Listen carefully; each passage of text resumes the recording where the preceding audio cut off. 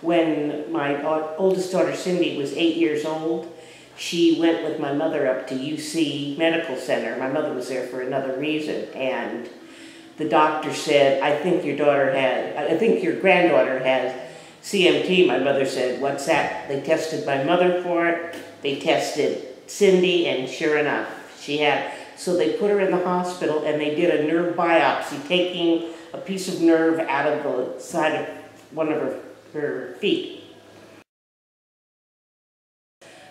Kids were making fun of her at school. They were putting their leg out so she would trip and fall. It made life difficult, but she has always had a good attitude. And as far as me having it, it was never really very bad until I've had 3 knee surgery. And each time the CMT gets worse. So you learn to live with it, and I will not let CMT, run my life. I travel, do what I please, go where I want, and I have a lot of people who help me. I don't care. That's, part of life now.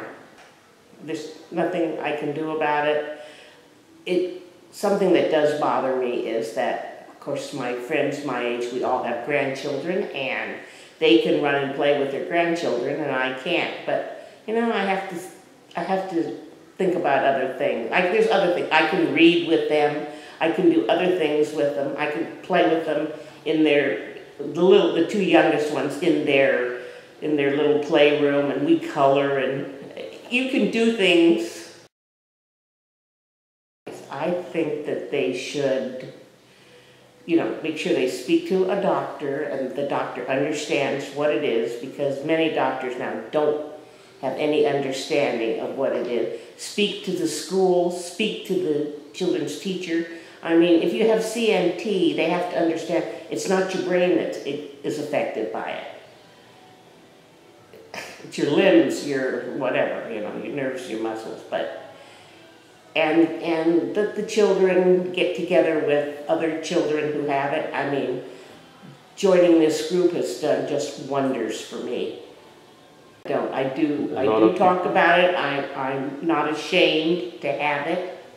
I think maybe if I speak to someone else about it, then they will understand, what it is that I have it. If somebody else has it, maybe I can speak to them and say, it's not so bad. You can do this, you can do that.